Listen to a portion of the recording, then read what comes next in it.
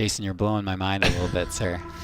So there's a lot. I can, if I can watch this and have you play it, and I'm still blown away. I think that says something. Oh my gosh, never is an apple falling into a bowl been more meaningful.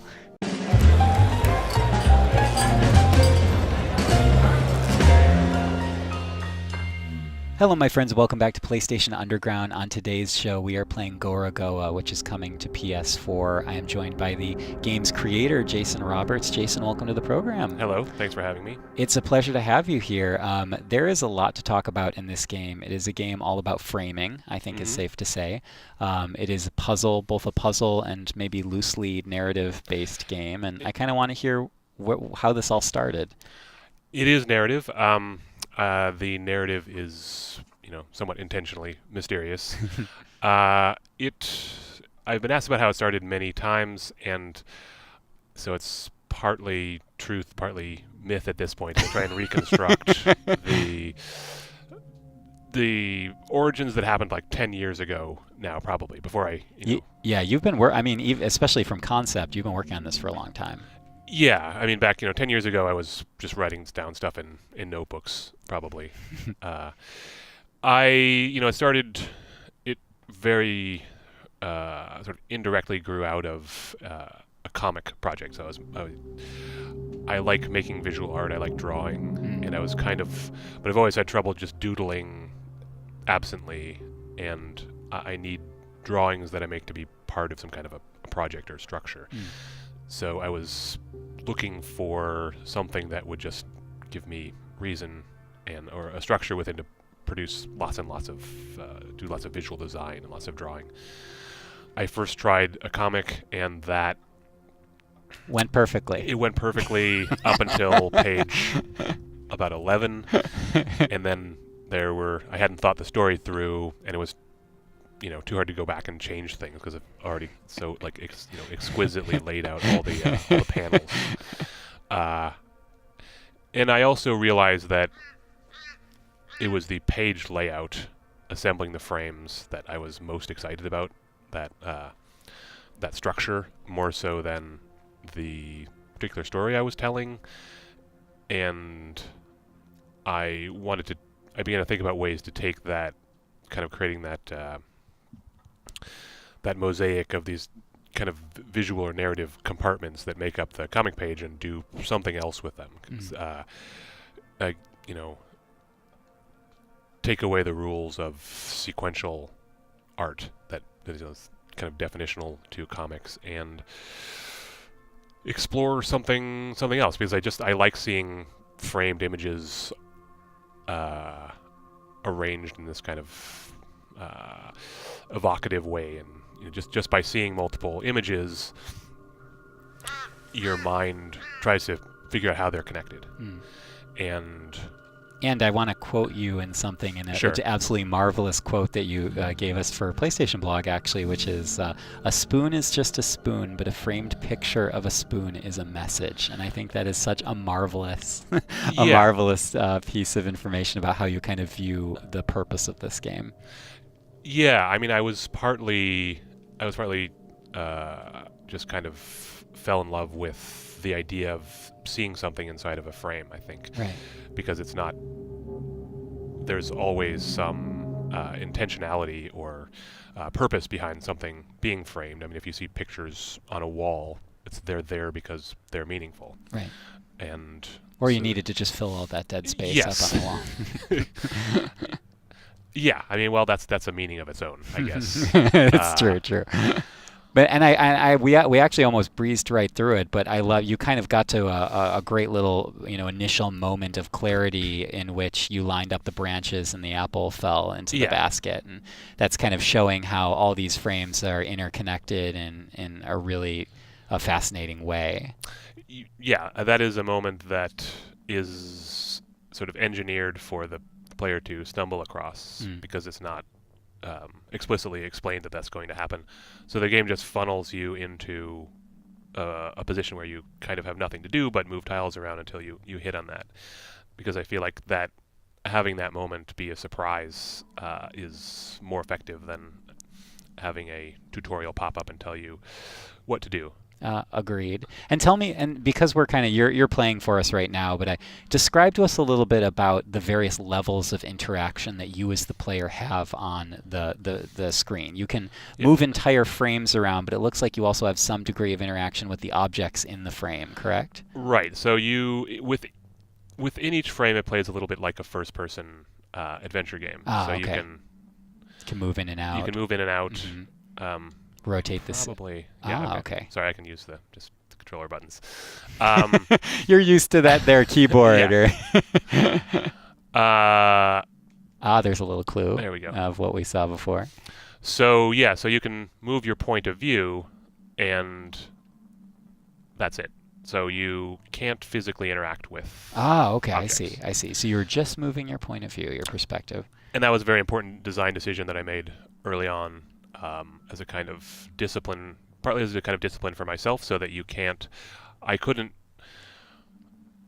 design any puzzles that are entirely within one frame. Okay. So, I mean, one thing early on that I considered was the ability to, say, put a combination lock on a door, and then you search an area for a clue, and then you Right. can go push buttons to enter the combination. And that would that would help sort of pad out the length of the game and give me puzzles that are easier to design than these ones where two pictures connect together.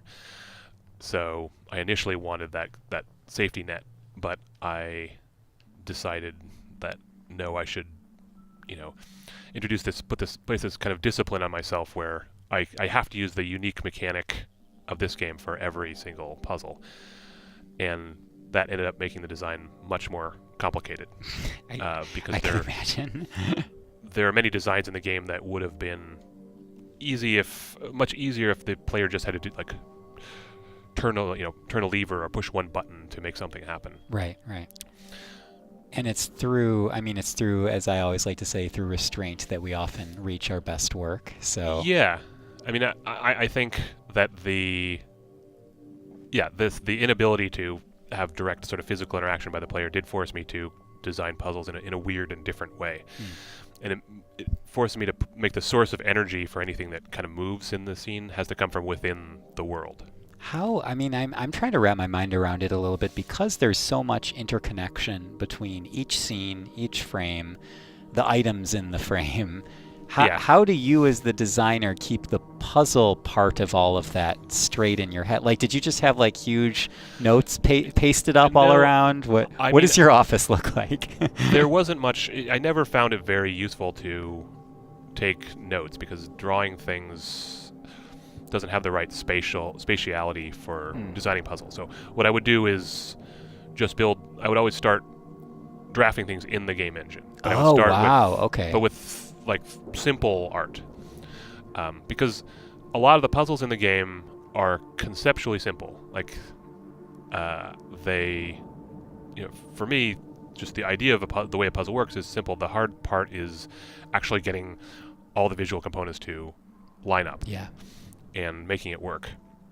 So really, the real challenge of the puzzle design was actually visual design, or those two things are completely intertangled. So I had to build art that was. Whoa. So this is like the one last kind of, or the next mechanic to be introduced is these sort of moving window tiles. Jason, you're blowing my mind a little bit, sir. So there's a lot. I can, if I can watch this and have you play it, and I'm still blown away. I think that says something. Oh my gosh, never is an apple falling into a bowl been more meaningful. Right. Where was I? Yeah, I sidetracked you. I apologize. There's a lot to unpack.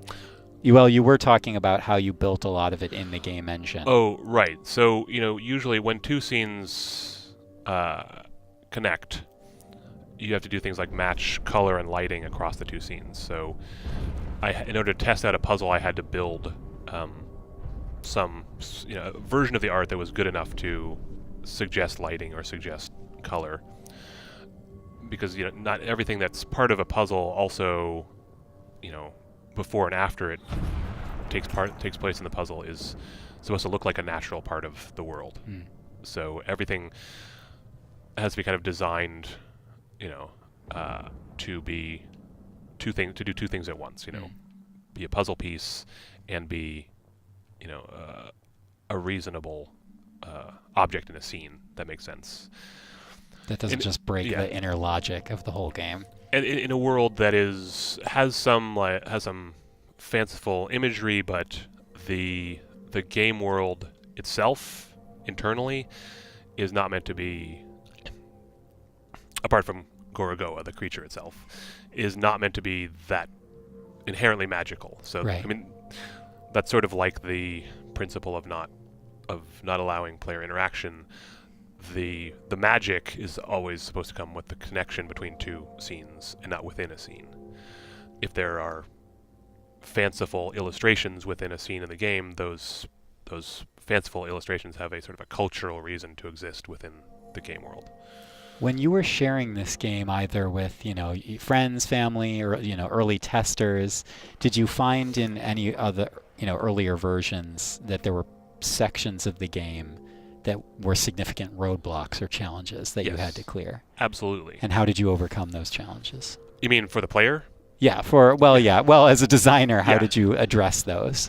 There was a lot of playtesting, and I think I became smarter as I went along as a designer in terms of anticipating where people would get stuck.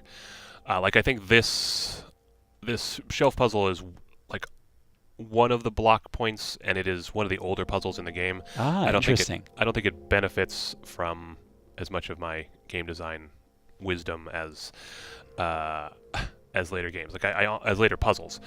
And so I was very careful, as hopefully we'll see, about what the design of the puzzle that comes after this one, because I still like this puzzle enough that I wasn't going to cut it from the game, but I wanted a puzzle after this that would be kind of reassuring to people that had just recently banged their head against the wall. Right, in case they sort of stumble through this one,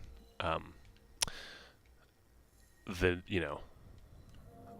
next puzzle is designed so that it can't be, you can't accidentally solve it, basically. And then tell me, we spoke a little bit beforehand about how you have some engineers assisting with bringing this game to PlayStation 4, but also you had folks helping you with the composition and the musical arrangements. In terms of art, I mean, is that largely your design? Did you bring in others to complement your work? How did that work out? Yes, I did all the art illustration. In the game. Yeah.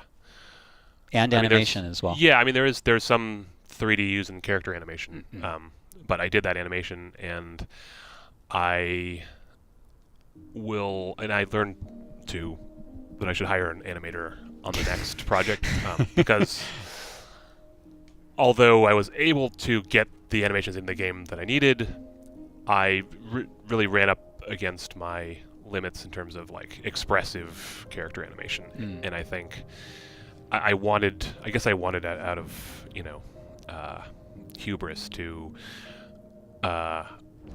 do everything visual myself. Right. And now that I've done that, I can kind of let go, and I realize that there are scenes in the story in terms of, again, character expression, character performance, that I just could not execute myself as an animator. And if I'm working with somebody with that skill set, that will open up new, whole new avenues for me as a storyteller, I think. Superb. I was fortunate that this game is sort of built around an oblique and sort of parable-like story, so that it doesn't rely as much on strong dramatic story beats as some other games. And you don't feature any kung fu martial arts scenes in it, so no. But I would have that option if if you bring someone on. Yeah, absolutely. I kind of have to ask this. As far as I'm concerned, when I look around the industry and I'm seeing a lot of folks in the press writing up, pretty rave thought pieces about this game and reviews. I mean, what is your reaction as a designer and creator to? It seems like this game definitely found an audience, and audience that was very appreciative as well. Definitely. What's my reaction been to the reaction? Yeah, exactly. It's been, I do insulate myself. I do insulate myself from a lot of the reaction just due to sensitivity. So. Well, I'll just tell you that there are a lot of folks that wrote very nice. Yeah, no, I know. things about it. I read some of them. I just like I don't exhaustively read reviews and hit F5 on message boards every no, day. Oh God, no. And I think that's something I'll become more comfortable with doing as I gain a little bit more distance from the game. Yeah, I imagine when it's in such close proximity to your actual work on it, Yeah, I mean, crafting bringing something into being, it's kind of a long ordeal. So. Well, once I have sort of feel like I'm started working on the next thing, then I can say, well, this is something that something in the past that I can learn from, as opposed to having sort of all my soul and ego invested in it, which is part of the process of making it.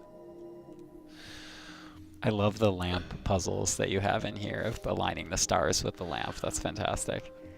That's a really nice theme. Yeah, I sort of like Wow. intuitively follow what is, to some extent, what is, feels satisfying and also has some thematic meaning. What would you say is, as a designer, maybe even as just an artist, what is your main takeaway? The maybe one of the principal learnings that you've had from this project? I mean, there's basic things like, there's the fail fast adage. I think early on I put too much time into finishing art or finishing the design for sections of the game that I hadn't thought through in terms of their narrative or or thematic function, and in the end couldn't be kind of salvaged. So I threw out a ton of work, and a lot of that is just part of the learning process. This is the first game I made, so I kind of the process of like making your first few simple, like small bad games that you're supposed to go through, I kind of had to go through on this one game. I see. And I guess I learned that working the visual art is something I could take comfort in, and I had to be careful not to take too much comfort in that as an escape from solving the big hard design problems.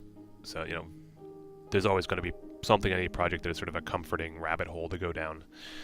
And I mean, there's a term for it in design. It's like called comfort coding or something like that, where you pick a problem that you can feel safe, kind of cuddle up with and dump a bunch of time into and solve, but it's actually not.